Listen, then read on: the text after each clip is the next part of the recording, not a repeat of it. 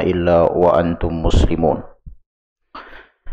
أما بعد فإن أصدق الحديث كتاب الله وخير الهدي هدي محمد صلى الله عليه وعلى آله وسلم وشر الأمور محدثاتها وكل محدثة بدعة وكل بدعة ضلالة وكل ضلالة في النار. Muslimin dan muslimat rahimani wa rahimakumullah. Semoga Allah Subhanahu wa taala merahmati kita semuanya.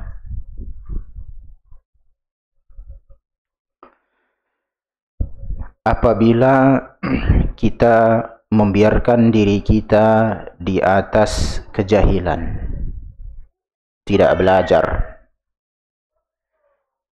tidak mengerti Islam, tidak ada usaha untuk memperbaiki diri, mempelajari Islam, intinya tidak belajar, begitulah, maka itu adalah sebuah kemaksiatan kepada Allah. Coba bayangkan berapa banyak manusia di muka bumi ini melakukan kemaksiatan.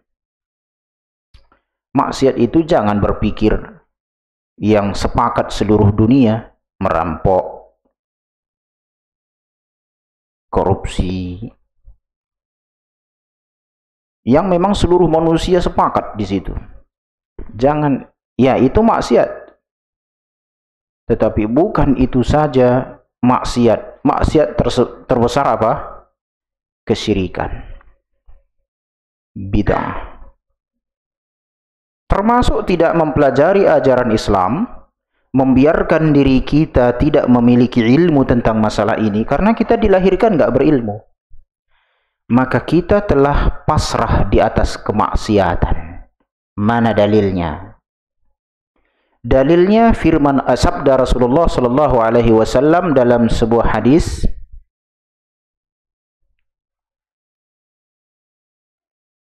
talabul ilmi faridatun ala kulli muslim. Menuntut ilmu kewajiban atas setiap muslim. Ini tuntunan dari Nabi yang mulia alaihi salatu wasallam. Berarti konsekuensinya adalah membiarkan diri kita di atas kejahilan adalah sebuah kemaksiatan. Makanya kita belajar. Sarana belajar sudah banyak, di antaranya ada fasilitas seperti ini atau di masjid yang lain, agar kita tidak terjatuh dalam maksiat.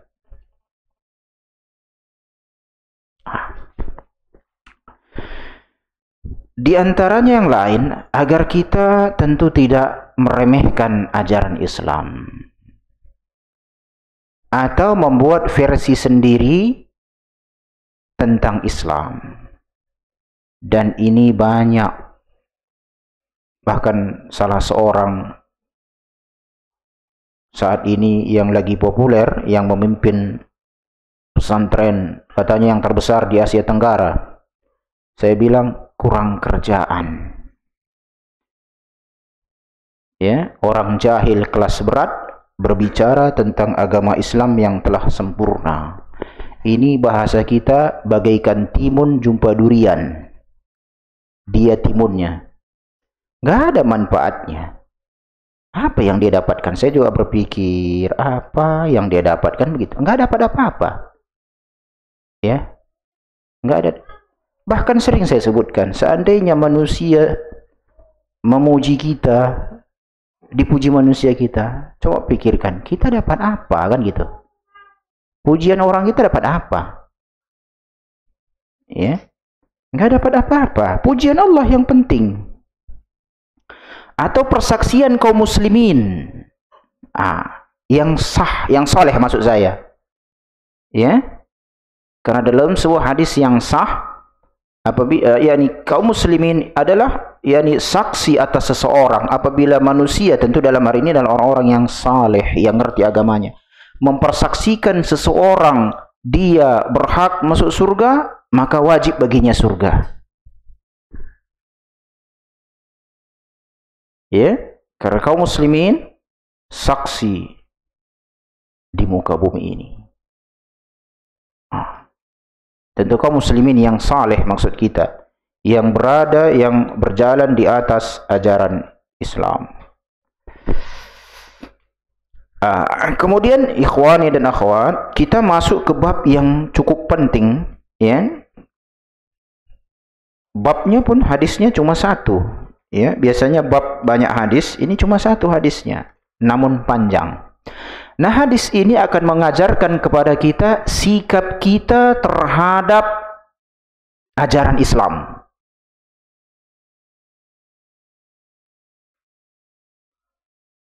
Makanya Bapak Panji Gumilang itu, dia tatkala diwawancarai Bapak Andi Noya, Bapak Panji Gumilang ngomong, dalil kami Al-Quran, katanya.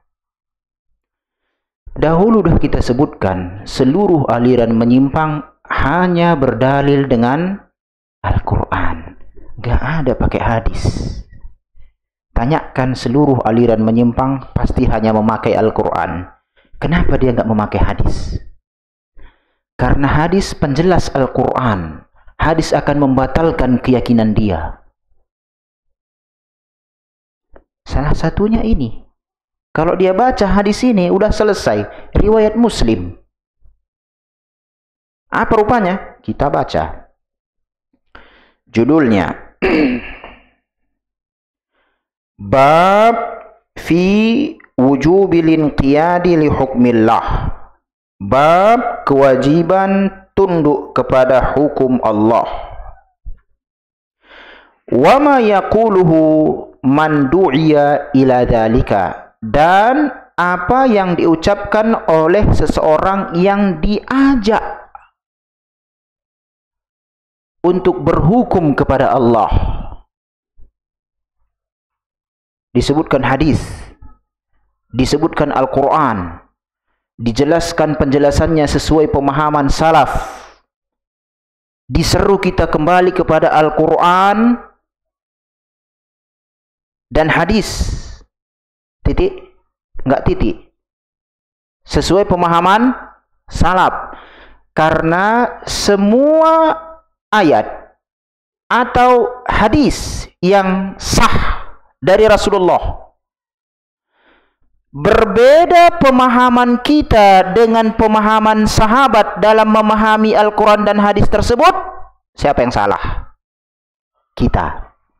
Karena bid'ah itu muncul dari pemahaman yang salah terhadap ayat atau hadis yang sah. Bukan ayatnya yang sah, bukan ayatnya yang salah atau hadisnya yang salah. Karena bisa jadi hadisnya sahih.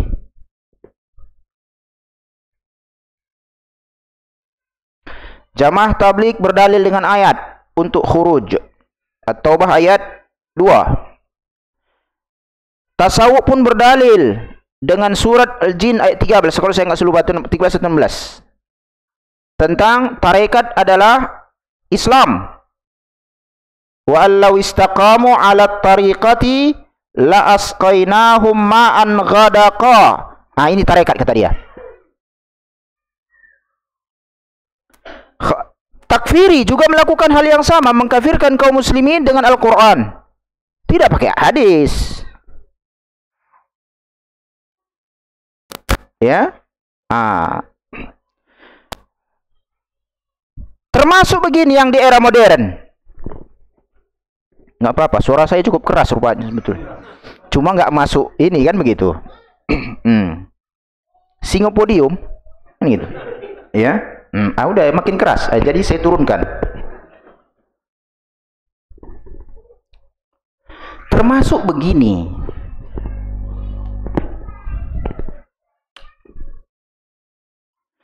Sikap pertemahannya tentang masalah mazhab.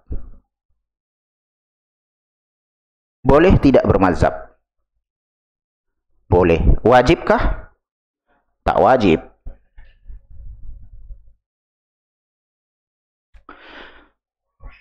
Makanya tatkala kita mengatakan kembali kepada Al-Quran dan Sunnah, kan kita mengatakan kembali kepada mazhab, kembali kepada Al-Quran dan Sunnah, kan begitu dia. seharusnya sikap kaum muslimin sebagaimana hadis ini. Dia mengatakan, baik, kami dengar. Karena kita ajak kepada Al-Quran dan kita nggak mengajak kepada pribadi, enggak. Tetapi jawabannya apa? Tatkala kita mengajak manusia kembali kepada Al-Quran dan Sunnah, yang mempelajari mazhab, yang fanatik kepada mazhab, apa jawabannya? Kita sudah tak mampu mempelajarinya, katanya. Berarti kita bodoh semua, nggak ada manfaatnya kita belajar. Puluhan tahun kita belajar, bodoh terus. Jadi belajar apa namanya itu? Ya?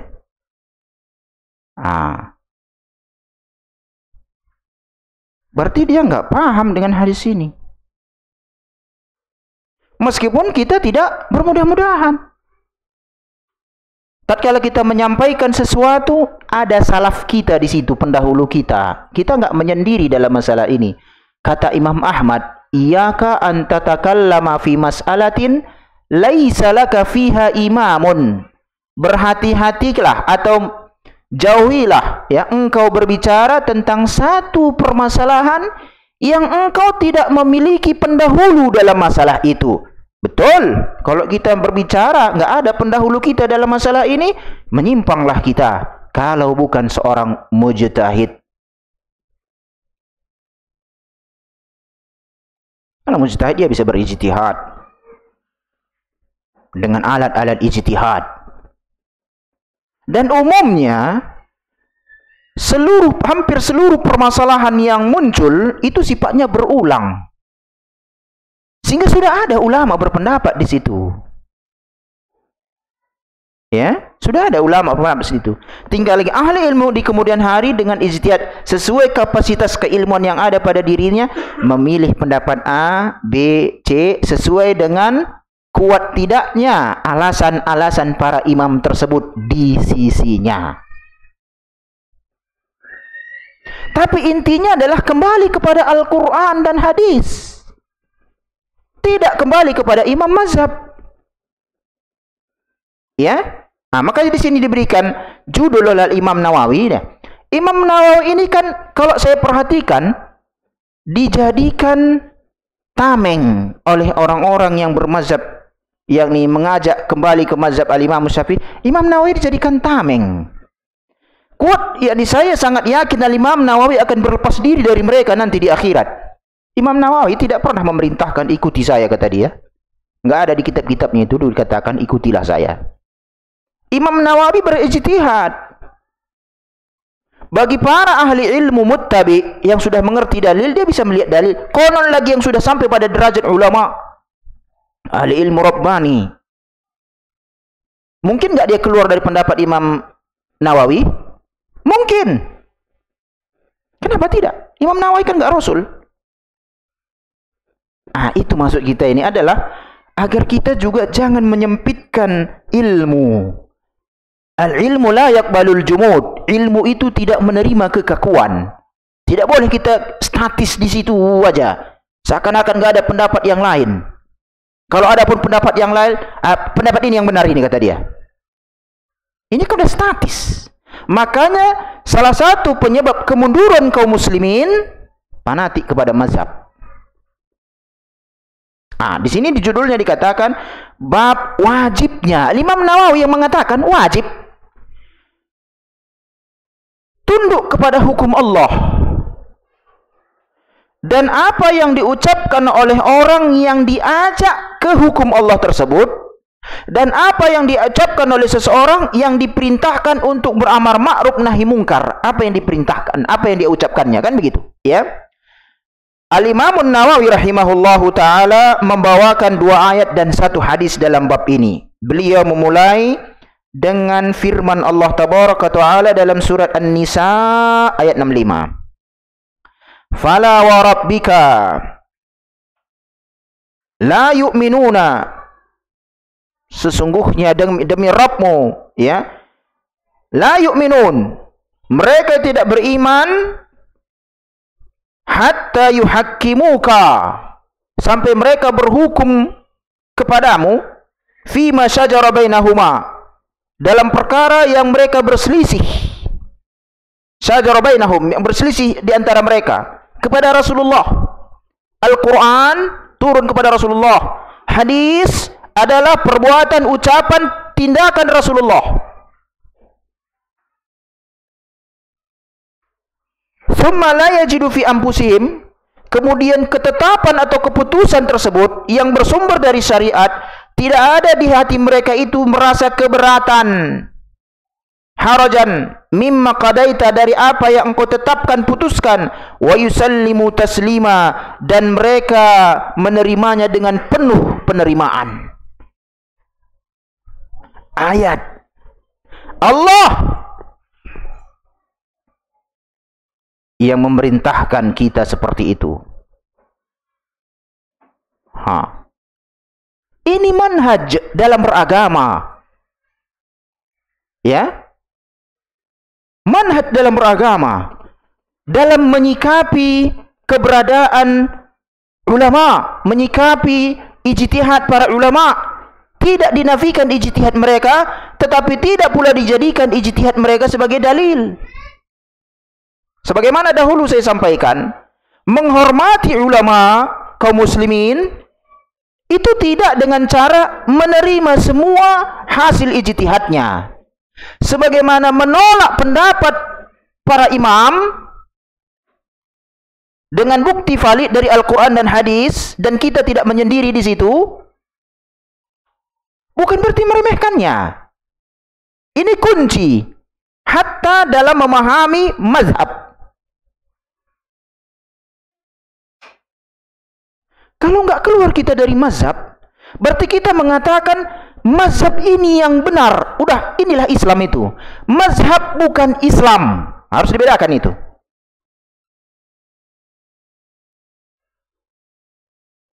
Ayat berikutnya, Nur 51.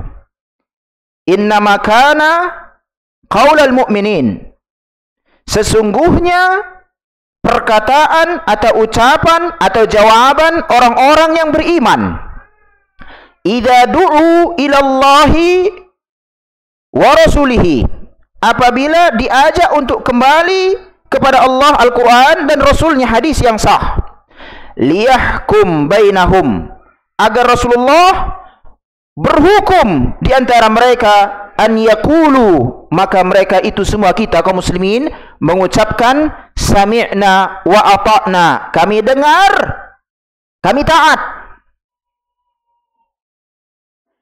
Wa ulaika humul muflihun, dan merekalah orang-orang yang beruntung.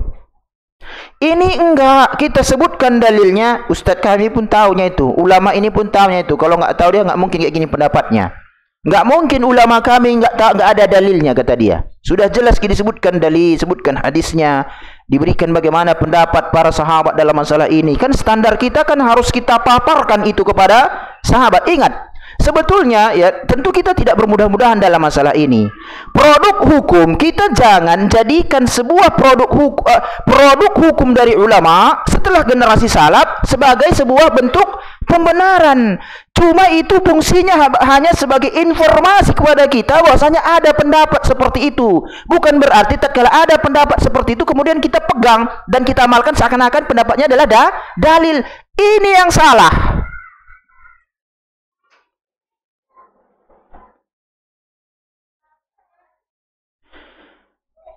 Kalau enggak, apa yang enggak ada dari ulama?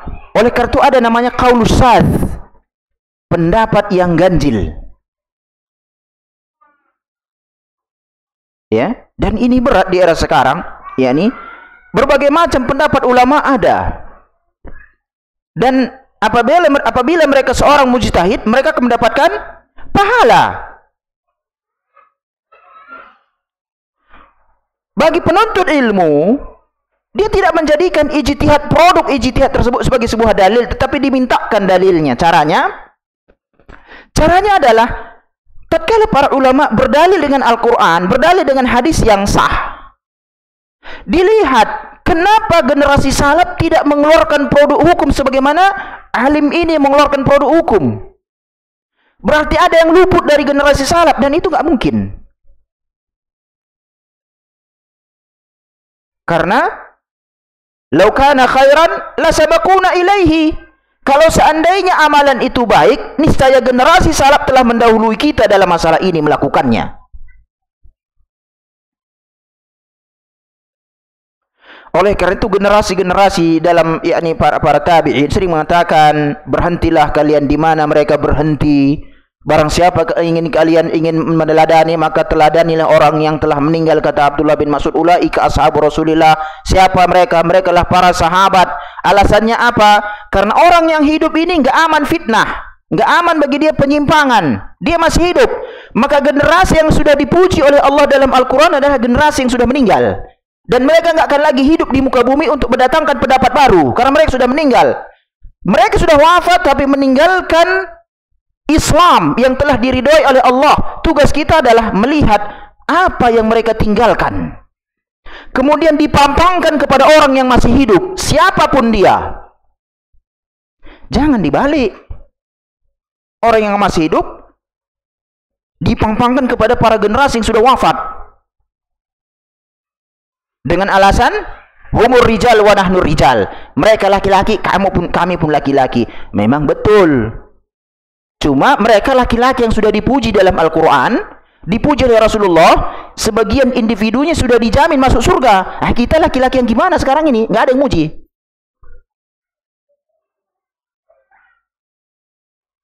Ya?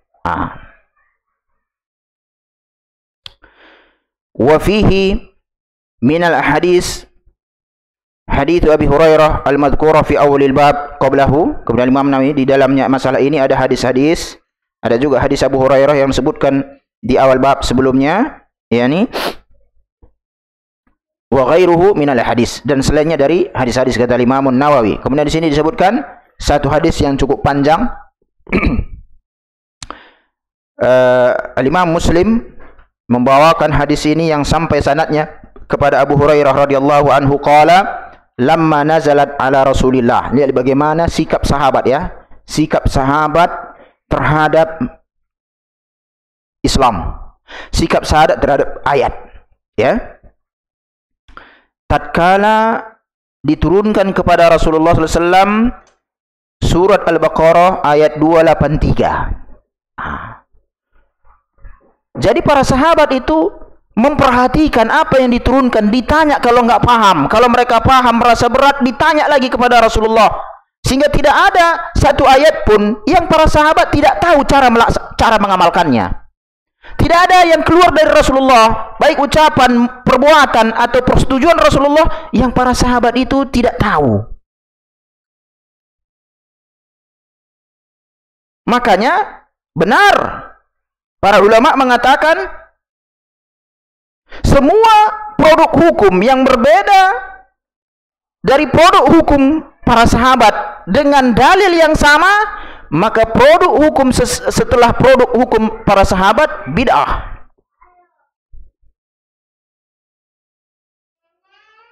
Karena kekeliruan dalam memahami ayat atau hadis berbeda dengan pemahaman para generasi salaf, memunculkan produk bid'ah.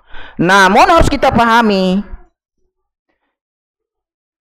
bid'ahnya satu produk hukum tidak menunjukkan yang bersangkutan ahli bid'ah. Ini harus dibedakan.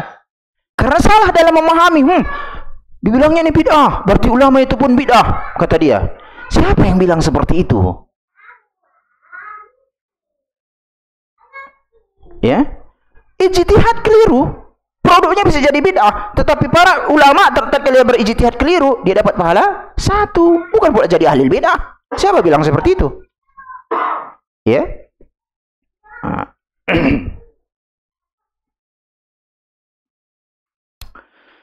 Lillahi ma fis samawati wa ma fil ard. Milik Allah apa yang ada di langit dan apa yang ada di bumi. Milik siapa? Kalau gitu untuk apa kita bersandar, bertawakal kepada manusia? Dahulu sudah saya sampaikan.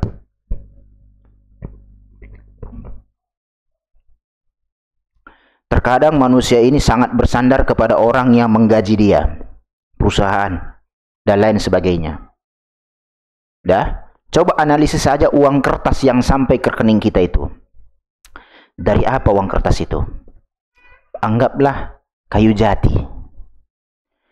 Siapa yang menumbuhkan kayu jati? Allah. Kayu jati itu diolah supaya bisa dia membentuk. Itu peralatannya dari mana? Dari tanah, barang-barang tambang. Semuanya dari Allah. Kita hanya mengolah doang. Itu pun karena Allah berikan kemampuan kepada kita mengolahnya. Kalau enggak, ya enggak juga. Ya?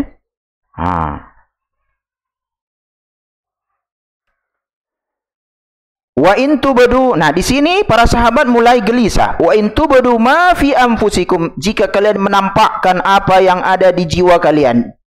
Au tukhfuhu, ataupun kalian sembunyikan, yuhasibukum bihillah. Maka Allah kelak akan menghisapnya, akan membuat perhitungan. Ya, sahabat bingunglah. Yang di dalam hati ini banyak aja bermunculan. Terkadang di luar kemampuan kita. Ya, kelak akan dihisap, kata Allah. Para sahabat gelisah. Istadda dzalika ala ashabi Rasulullah SAW. Terasa berat bagi mereka ayat ini, ya, bagi para sahabat Rasulullah SAW. Apa yang mereka lakukan? Fa'atau Rasulullah SAW. Mereka pun mendatangi Rasulullah SAW. Thumma baraku ala rukab. Mereka pun di hadapan Rasulullah itu meletakkan lututnya. Ya, menjatuhkan, meletakkan lututnya. Jadi karena umumnya manusia kalau ada permasalahan yang besar bagi dia, turun dia ke bawah itu. Faqalu, maka mereka mengatakan, ai Rasulullah, wahai Rasulullah, kullifna minal a'mali ma nutiqu, as-salah wal jihad was-siyam was-sadaqah. Kami dibebankan dari amal-amal yang kami mampu. Apa itu? Salat mampu, jihad mampu, puasa mampu, bersedekah mampu, kami melakukannya itu. Wa qad unzilat alaika hadhil ayah, tetapi telah diturunkan kepadamu ayat ini, ya, Al-Baqarah 283 itu. Wala nutiquha, kami enggak mampu itu melaksanakannya ini. Kalau selama ini ada perintah dari Allah, salat, jihad, puasa, bersedekah, mampu kami melaksanakannya Rasulullah. Sekarang turun ayat yang kami tak mampu melaksanakannya. Bagaimana ini? Ya? Maka apa kata Rasulullah SAW? Aturiduna an taqulu kama qala ahlul kitabaini min qablikum. Apakah kalian ingin mengucapkan sebagaimana ucapan dua ahli kitab, dua kelompok ahli kitab sebelum kalian, yaitu Yahudi dan Nasrani? Apa rupanya yang mereka katakan? Sami'na wa asaina, kami dengar perintah dari Allah, dari Rasulnya, dan kami maksiati itu, enggak mau kami jalankannya. Apa kalian ingin mengucapkan perkataan yang sama oleh dua kelompok ahli kitab itu, kata Rasulullah? Balqulu, bahkan seharusnya kalian ucapkan tatkala turun ayat seperti ini yang tidak, yakni membuat kalian gelisah ini, sami'na wa ata'na, kami dengar dan kami taat. Ini yang diperintahkan Rasulullah. Bukan pula tunggu dulu, mazhab kami pun sudah adanya dalilnya itu. Imam Nawawi enggak kayak gitu pendapatnya. Imam Romli enggak kayak gitu. Ar-Rafi'i enggak kayak gitu pendapatnya. Ini adalah pendapat Zakaria al-Imam Zakaria al-Ansari. Dan seterusnya. Kok ke arah sana larinya, kan begitu? Ya. Dengan alasan kita sudah tidak mampu lagi. Kalau sendirian nggak apa-apa, jangan ajak orang juga ikut-ikutan, bahasa saya bodoh. Kalau mau bodoh sendiri boleh, nggak ada masalah, itu tanggung jawab. Tapi mengajak manusia bodoh semua itu salah lah. Maka kita kan menuntut ilmu. Wa ata'na ghufrana sami'na wa ata'na, bal qulu sami'na wa ata'na ghufranaka rabbana, kami meminta ampunanmu wahai Rabb kami, wa ilaikal masir, dan kepadamu lah tempat kembali. Falamma qtara'al qaum, tatkala kaum membaca ayat ini, wa dhallat bihal alsinatuhum, dan lisan mereka tunduk kepadanya, anzalallahu ta'ala fi ithriha, lalu Allah iringkan setelah ini ayat. Kan begitu? Artinya adalah setelah sampai kepada Rasulullah, kalau dijelaskan Rasulullah, akhirnya para sahabat sami'na wa ata'na. Udah, enggak lama kemudian turun lagi ayat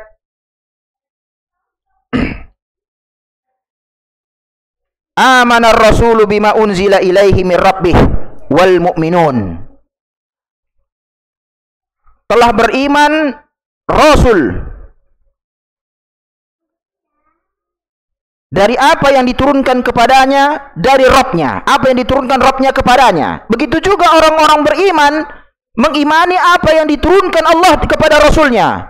Kullun amana billah, semuanya beriman kepada Allah dan kepada malaikatnya, kepada kitab-kitabnya, kepada seluruh rasul. La nufarriqu baina ahadin min rusulih, kami tidak membeda-bedakan seorang pun dari rasul mereka. Wa qalu, dan mereka mengatakan sami'na wa ata'na, kami dengar, kami taat. Ghufranaka, kami mengharap ampunanmu ya Rabb. Rabbana wa ilaikal masir, dan kepadamulah tempat kembali. Lihat bagaimana Allah tidak akan membebani suatu kaum atau suatu kaum jika di luar batas kemampuan kita.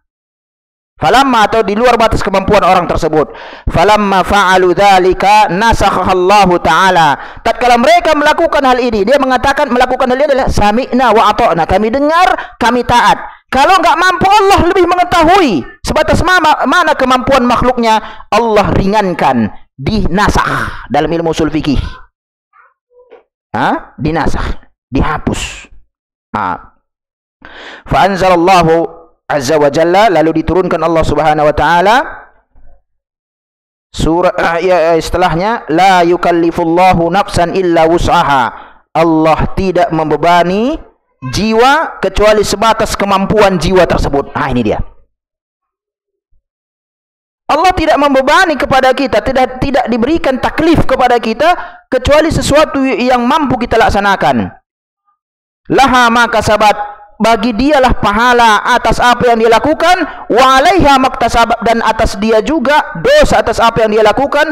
Rabbana, wahai Rabb kami, la tu'akhidna, janganlah engkau menghukum kami, in nasina, apabila kami lupa, wa akhtana, atau kami keliru. Qala na'am.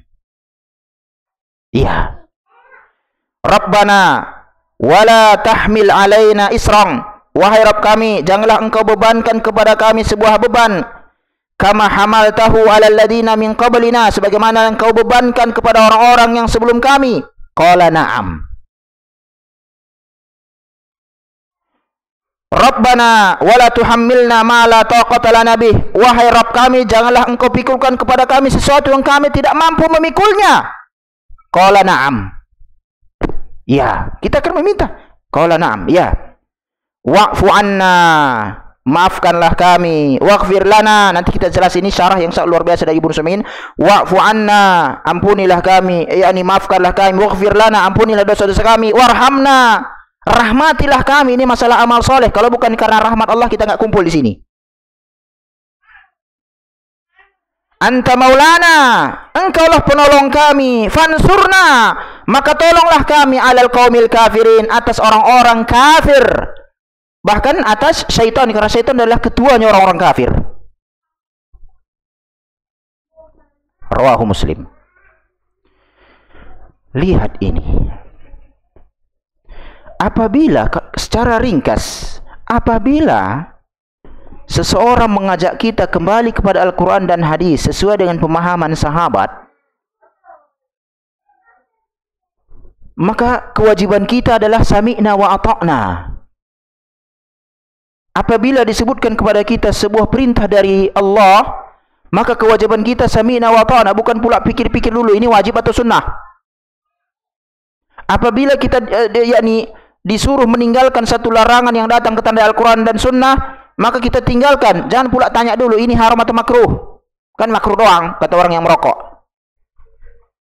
Kan gitu. Ya?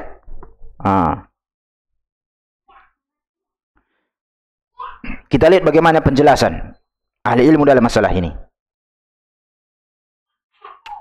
Qala al-muallif al-Imam an-Nawawi, bab wujubil inqiyadi li hukmi Allah ta'ala, thumma dzakara ayataini sabaqa al-kalam alaihima Minhum qaulu ta'ala fala wa rabbika la yu'minuna hatta yuhakkimuka fima shajara bainahum. Thumma dzakara hadits Abi Hurairah radhiyallahu anhu anna sahabata lamma anzalallahu ala nabihi hadhil ayah.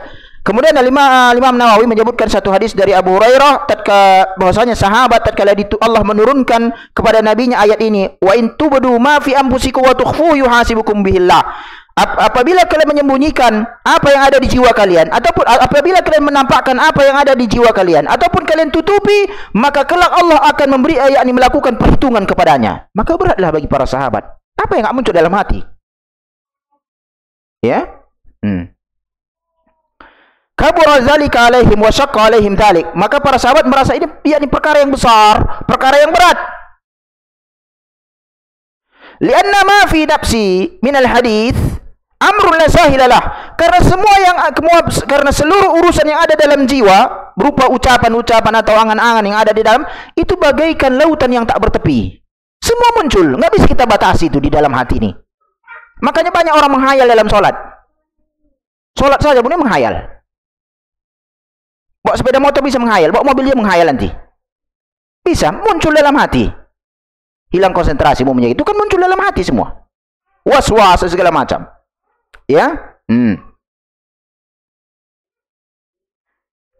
Fa syaitanu ya'til insana wa yuhadditsu fi nafsihi bi asya' munkarah 'azimah. Syaitan terkadang datang kepada manusia menceritakan di dalam jiwanya dengan hal-hal yang mungkar.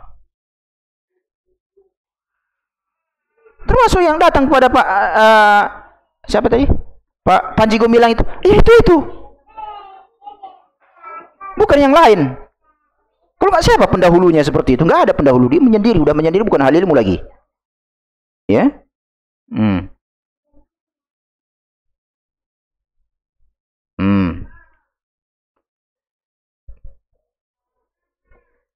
Minha ma yata'allaqu bil umur diniyah. Di antaranya apa yang berkaitan dengan perkara agama. Makanya muncul bidah. Itu kan asalnya adalah terbersih dalam hati. Apabila terlaksana jadi bidah. Apabila bertentangan dengan amal sahabat atau amal salaf. Wa minha ma yata'allaqu bi dunyawiyah. Terkadang berkaitan dengan perkara-perkara dunia. Wa minha ma yata'allaqu bin nafs. Terkadang berkaitan dengan jiwa. Wa min ma yata'allaqu bil mal, berkaitan tentang harta. Asya'un katsirah yulqiha syaitanu fi qalbil insan. Banyak hal perkara yang dilemparkan syaitan di dalam jiwa kita ini, jiwa manusia lah. Wallahu azza wa jalla yaqul, maka Allah mengatakan wa in tubdu ma fi anfusikum aw tukhfu yuhasibukum bihillah. Fa idza kana kadzalika halakan nas. Maka tatkala Allah mengatakan apa yang kau tampakkan di dalam jiwamu dan apapun yang engkau sembunyikan, maka Allah akan melakukan perhitungan dengannya. Jika hal ini yang terjadi, maka binasalah manusia. Kalau enggak, apa yang tidak muncul dalam hati kita? Binasalah kita semua. Tatkala diperhitungkan dalam masalah ini nanti di akhirat, binasalah kita semua. Apa yang muncul dalam hati?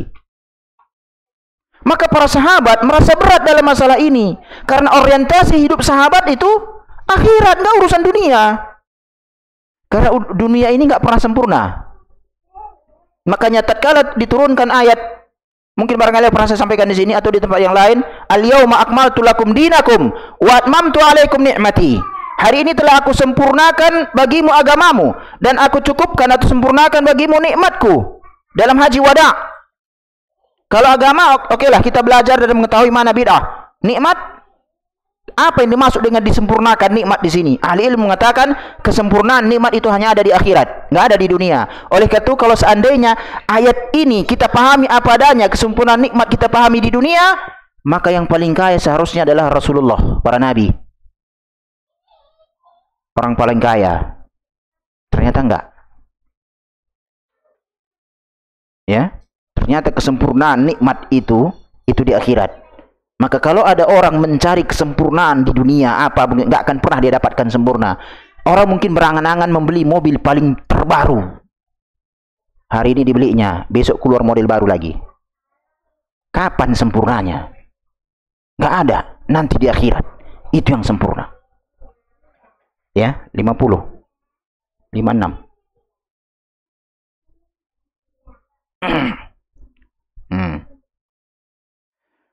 Maka hal ini berat ya, sehingga para sahabat mendatangi Nabi SAW berlutut karena hal itu berat bagi mereka.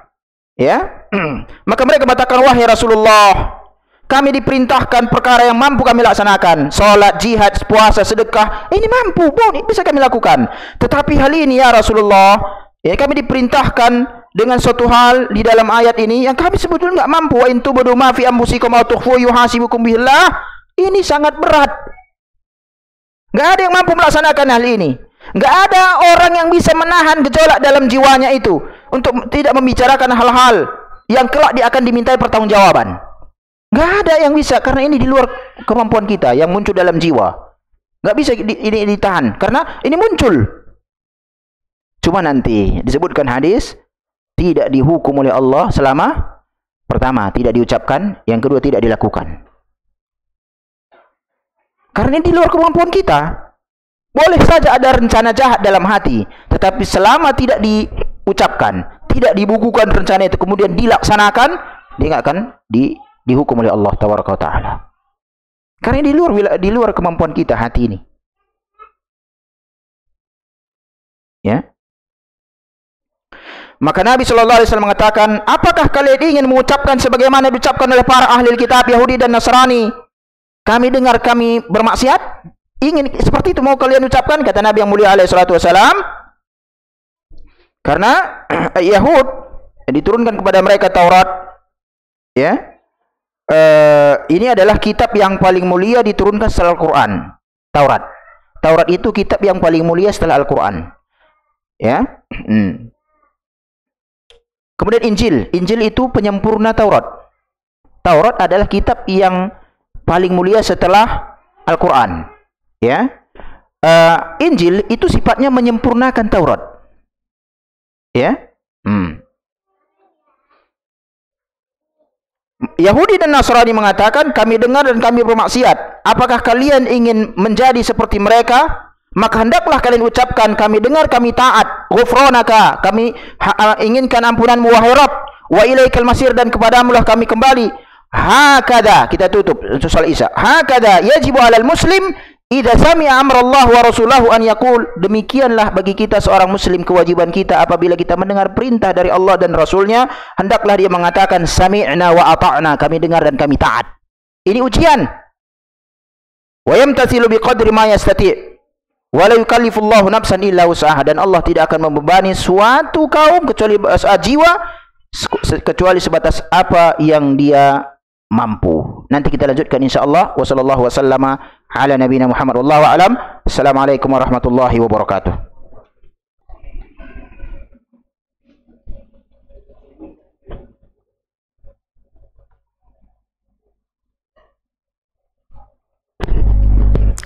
Assalamualaikum warahmatullahi wabarakatuh.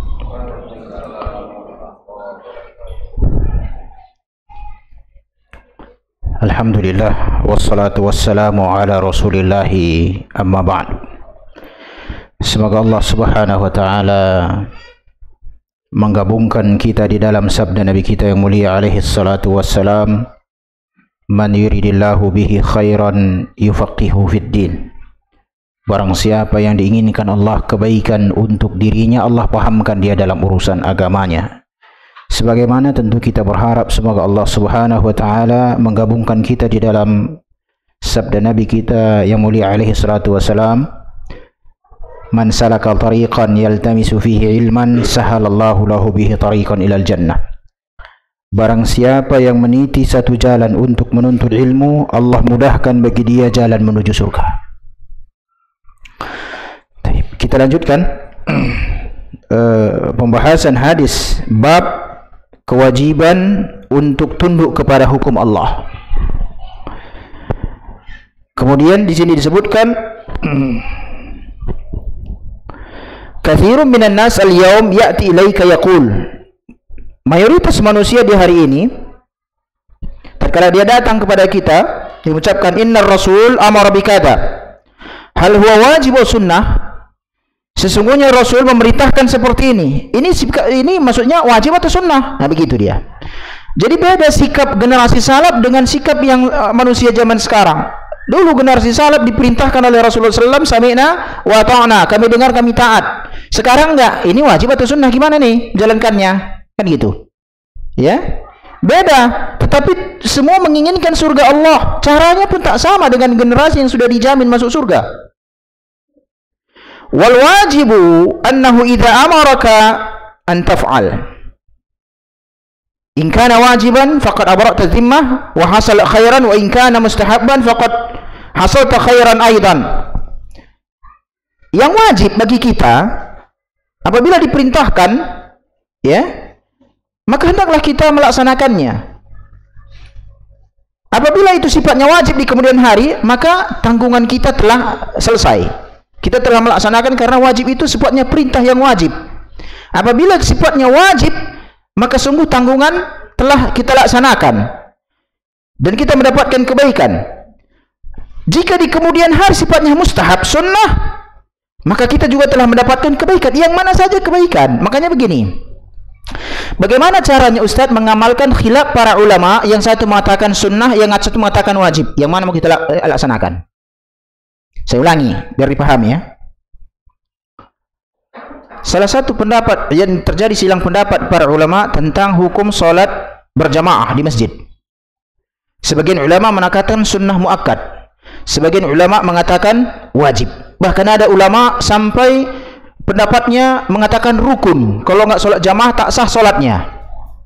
Dan ini yakni luar biasa pendapat seperti ini. Tetapi yang populer dua, yang mengatakan salat berjamaah di masjid hukumnya wajib bagi laki-laki. Sebagian pendapat fikih mengatakan sunnah yang ditekankan. Kita mendapatkan dua gambaran ini. Misalnya begini, ada orang bertanya, Ustadz, kalau ulama berselisih, yang mana mau saya ikuti? Ini rumusan. Hadis ini mengajar kita rumusannya. Siapa yang bisa menjawab? Yang mana yang mau kita amalkan di antara dua pendapat ulama ini? Hah? Yang mendekati gimana caranya? Hah? Yalah, sambil saya minum ini dulu. Fakta, kita nggak cerita dongeng. Kita sekolah belajar fikih dulu di MTS, fikih Depak. Pas belajar bicara masalah salat berjamaah, tentu mazhab Syafi'iyah sunnah muakkadah. Itu fakta. Nggak apa-apa, pendapat para ulama punya dalil. Di kemudian hari kita belajar lagi, wajib. Terjadi kontradiksi. Lalu muncul pertanyaan, yang mana yang kami laksanakan Ustaz?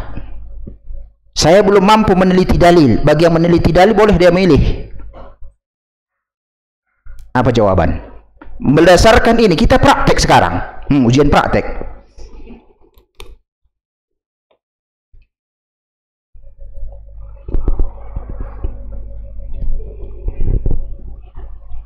Amalkanlah pendapat yang jika kita melaksanakannya dua-duanya dapat.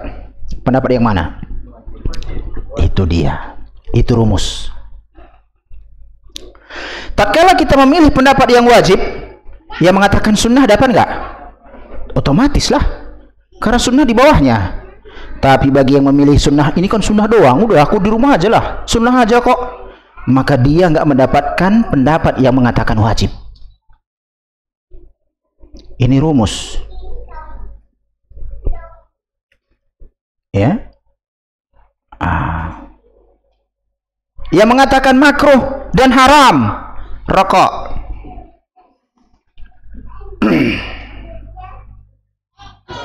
Gak usahlah kita bicara masalah politik ya Pak ya. Kalau masalah politik ada aja pendapat nanti itu. Masalah pendapatan negara pula kan. Ini ditutup. Apa yang harus kita lakukan? Yang haram. Kan begitu. Karena begitu kita mengambil pendapat yang haram, itu kan bukan sembarangan, jalan suka-suka. Anda nggak suka-suka di situ. Ulama berijtihad. Disebutkan dalil-dalilnya haram. Maka secara otomatis makruh. Pendapat yang lebih rendahnya tertinggalkan. Tapi kalau yang memilih makruh, di kemudian hari yang benar cumanya haram, ya kena. Kan begitu. Makruh aja sih sebabnya tidak disukai. Masa kita melaksanakan sesuatu yang tidak disukai? Begitu rumusan. Bagi yang belum, ya ibarat kita, yang mana ini ya kan? Jangan cari yang gampang. Sekarang cari yang gampang. Dalilnya apa? Pakainya ayat ini, la yukallifullahu nafsan illa wus'aha, kata dia. Allah tidak akan membebani yakni jiwa sebatas kemampuan dia. Kayaknya saya belum mampu meninggalkan rokok, Ustaz. Kayaknya makruh aja lah aku ambil. Kenapa mesti makruh? Berarti ikuti hawa nafsu itu berarti. Kan gitu dia jadinya, ya.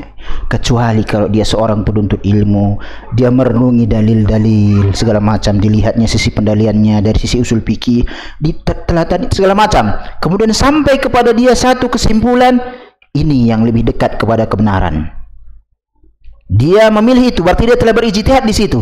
Jika dia keliru mendapat 1, jika dia benar didapat 2. Karena pendapat fikih itu umumnya adalah sifatnya zon, dugaan, maka dia nazar, memandang.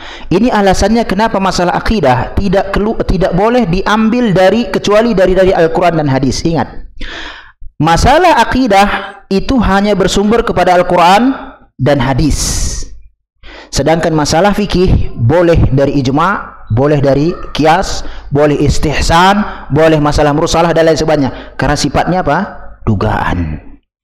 Kalau masalah akidah nggak boleh dugaan di situ. Karena masuk surga itu nggak boleh duga-dugaan. Jelas dia.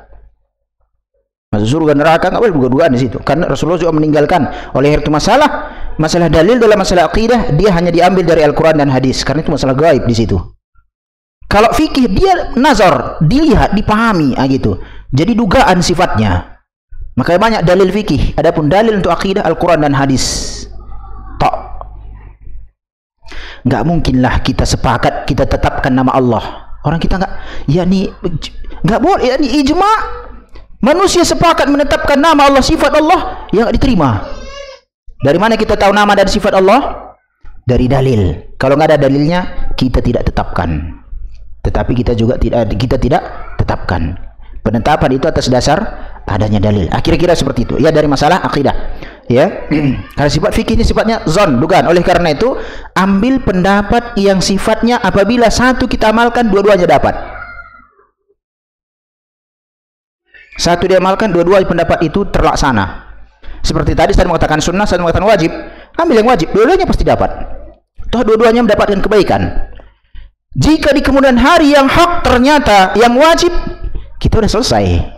Jika di kemudian hari kita yang ternyata pendapat sunnah, maka itu juga mendapatkan kebaikan. Ya, nah, itu contoh.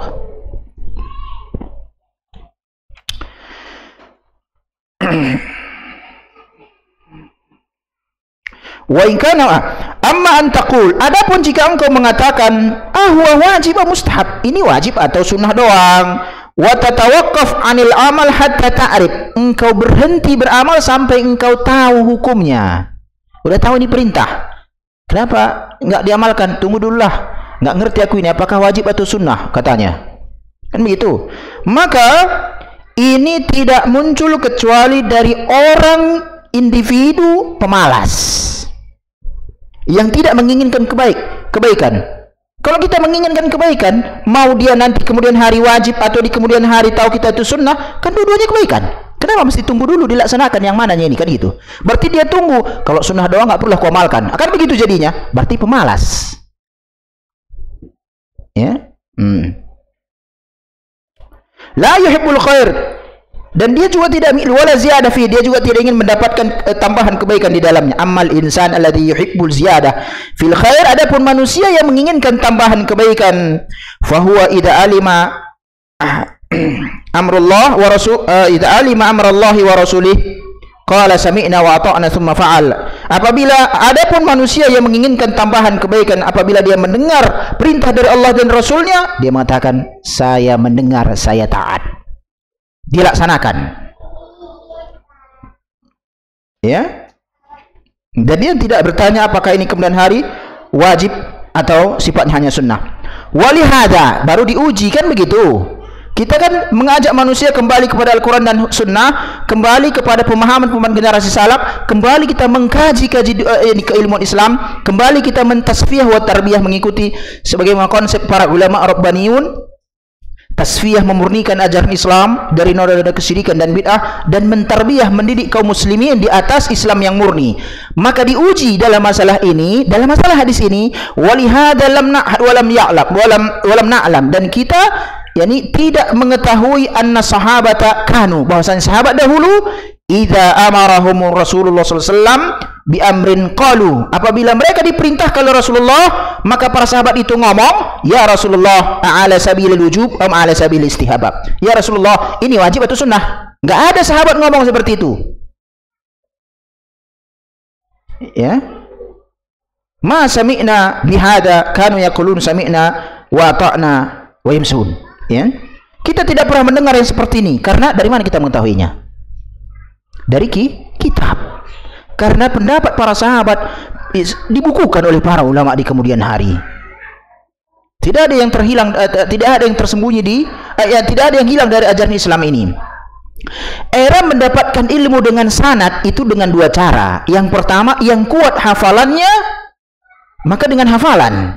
Yang tak kuat hafalannya, dicatatkannya, kemudian distorkannya kepada gurunya. Sudah benar seperti ini yang kau sampaikan tadi. Jika sudah benar, sudah selesai. Lalu berkembanglah ilmu, terlebih lagi setelah dipecah cabang-cabang keilmuan dan dikeluarkan dia dari sanad-sanadnya. Kalau nggak, dulu keilmuan itu satu semua, ya, nggak ada ilmu tafsir, ilmu hadis, ilmu ini segala macam. Dulu ilmu satu, pengambilan semua pakai sanad. Tafsir ayat Al-Quran itu pakai sanad, akidah pakai sanad, fikih di era salaf pakai sanad, ya, adab pakai sanad, semua pakai sanad. Karena itu berkaitan bersumber pada Al-Quran, dan baru di kemudian hari para ulama meringkas, dihilangkannya sanadnya, ya. Kalau dahulu pakai sanad, ya.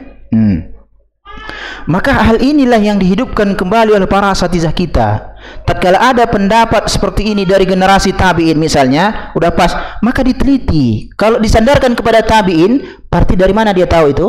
Dari sanad. Di buku mana? Biar dicek sanadnya di mana. Betulkah itu sampai kepada tabi'in?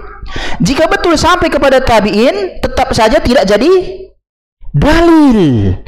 Karena perbuatan perkataan tabi'in bukan dalil, tetapi hanya sebagai bagaimana kita lihat ini adalah ijtihadnya tabi'in.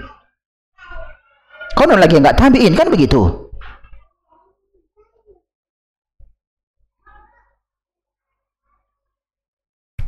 Fa anta if'al wa laysa 'alayka min kaunika mustahab aw wajiban wa la yastati'u al-insan an yaqul inna hadzal amr mustahab aw wajib illa bidalil. Wal hujja an yaqul laka al-mufti hakadha amara Rasulullah sallam. Maka engkau laksanakan. Walaysa 'alaika min kaunihi mustahab. Tidak ada yakni kewajiban kita di situ untuk mengetahui ini wajib atau sifatnya hanya sekedar sunnah doang, ya.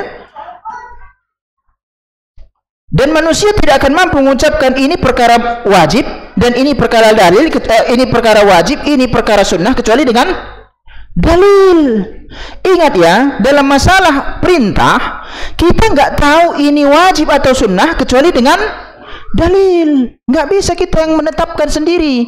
Ada kita lihat kata kerja perintah, fi'il amr, kata kerja perintah dalam Al-Quran dan sunnah, lalu kita tetapkan ada perintah dari Allah dan Rasulnya, lalu kita dengan serta-merta mengatakan, oh ini perintah, menurutmu gimana ini? Ah, ini berat, kita jadikan aja sunnah udah. Nggak boleh seperti itu. Oh ini mudah, kayak mudah jadi, oh udah jadikan aja wajib. Oh nggak bisa. Caranya pakai dalil. Maka inilah pentingnya mengetahui ilmu usul fikih. Para ulama usul mengatakan al aslu fil amri lil wujub. Asal perintah hukumnya wajib. Baru dilihat apa maksud perintah dalam Al-Quran. Baru disebutkan kata kerja fi'il amr, kata kerja perintah, fi'il mudhari yang berhubungan dengan lamul amr, kan begitu, dan seterusnya. Sesuatu yang menunjukkan kata perintah. Lalu kita dapati dalam Al-Quran wa aqimus shalah, tegakkanlah salat, mainkan kaidah. Aqimu, kata kerja perintah, berarti salat wajib. Kapan dia menjadi sunnah? Ada dalilnya yang memalingkannya dari wajib ke sunnah. Laula an asyqa ala ummati la amartuhum bisiwaki inda kulli salati. Kalau tidak memberatkan umatku, niscaya aku perintahkan. Nah, perintah. Di setiap kali salat untuk bersiwak. Di sini kata kerja, di sini ada perintah dari Rasulullah. Berarti perintah hukumnya adalah wajib. Berarti bersiwak sebelum salat wajib. Adakah yang memalingkannya kepada sunnah? Ada. Perkataan awal, kalau tidak memberatkan umatku, turunlah dari wajib menjadi sunnah. Begitu ilmu usul fikih. Makanya kita tutup. Dahulu sudah saya sampaikan, siapapun di antara kita ingin berdakwah, maka 3 ilmu alat harus dia kuasai untuk menggali keilmuan lagi, atau untuk meningkatkan kemampuan ilmiahnya lagi, atau tatkala dia duduk dengan para ulama nyambung. Ada juga, aku udah duduk dengan ulama di mana? Di Saudi waktu umroh. Kan gitu. Syekh Abdul Razak Al-Badr. Engkau muridnya lah ya. Iyalah, aku duduk di majelisnya. Paham kau yang dibilangnya? Enggak. Ya sama aja lah kalau kayak gitu. Atau Syekh Abdul Razak datang ke misalnya ke Riau. Apa itu? Abu Darda, ya kan? Guruku datang, kata dia. Kapan pula engkau berguru sama? Ada waktu umroh aku udah duduk di majelisnya, katanya. Ngerti yang dibilangnya? Enggak paham. Yang penting aku udah duduk di situ. Ada fotonya, katanya gitu. Enggak seperti itu. Artinya adalah kenapa kita memahami 3 alat ini, itu kunci. Itu pintu nggak bisa kita didobrak, ya rusak kan gitu. Makanya dakwah rusak karena didobrak. Dia nggak melalui pintu masuk. Pertama harus bisa bahasa Arab. Ini bahasa Arab. Al-Quran, hadis bahasa Arab. Bahkan Syekh An-Nawawi, Ibnu Umar An-Nawawi Al-Bantani, pernah dengar? Ulama Banten itu, An-Nawawi Al-Bantani yang mensyarah Safinatun Najah, syarah yakni matan Nabi Sujak kalau saya nggak salah, fikih Syafi'i. Tinggalkan yang karya tulisnya berbahasa Arab. Orang Banten. Ya, dan lain sebagainya. Harus bisa bahasa Arab. Jadi kalau kita ingin berdakwah nggak bisa bahasa Arab, nggak usah. Kan gitu. Dakwah kan bisa untuk keluarga saja, bisa. Jangan terlalu luas. Nanti apa yang disampaikannya? Yang kedua, bisa usul fikih. Agar kita tahu bagaimana para ulama menganalisis kenapa ulama berpendapat ini wajib, ini sunnah, ini haram, ini makruh. Tatkala para ulama, kita dengarkan ceramah para ulama atau baca buku, nyambung. Disebutkan begini, kita nyambung. Oh begitu, kan gitu. Itu baru, belum lagi tingkat mujtahid ya. Ya kau mujtahid lain sendiri kan gitu. Hanya untuk memahami aja dulu. Bukan supaya keluar kita dari pendapat, enggak. Itu belum sampai, itu belajar lagi terus sampai tua. Yang ketiga, ilmu mustalah hadis. Agar kita tahu ini hadisnya sahih atau enggak. Karena untuk berdalil dengan hadis, yang pertama, langkah pertama adalah ini hadisnya sah apa enggak. Baru setelah sah apa enggak, baru masuk ilmu usul fikih. Gimana memahami hadis ini? Gimana dulu sahabat memahami ini? Kan jangan dibalik ya. Pakai ilmu usul fikih kemudian tinggalkan pendapat sahabat. Enggak. Sahabat gimana memahami ini? Baru lihat dari ilmu usul fikih. Jangan disalah. Yang saya lihat sekarang enggak. Ya, dan lain sebagainya. Itu penting. Baru nanti diluaskan. Itulah kunci minimal. Lagian pula, ini juga yang membuat diskusi itu mentok. Terjadi keributan, itu karena nggak nyambung dialog. Kalau ngertilah para dai itu 3 ini yang saya sebutkan tadi, ini kajian nggak akan dibubarkan orang. Dia ngerti, kalau ini begini, kita misalnya tidak sepakat kan boleh-boleh saja. Maka harus ditanya, yang Anda hormati siapa dari ulama Islam? Oh Imam Syafi'i, kata dia. Kasihlah kitab bahasa Arab Imam Syafi'i. Masalahnya dia nggak paham. Ya sama aja kan gitu. Kita mengagungkan seorang, menghormati ulama, tapi dia nggak paham karya tulis ulama tersebut. Dari mana dia tahu bahwasanya pendapat dia itu adalah pendapat Imam Syafi'i? Ada terjemahannya Ustaz. Terjemahan bisa salah. Apalagi kitab-kitab generasi salaf. Nggak cocok diterjemahkan. Nggak ada padanannya di bahasa Indonesia.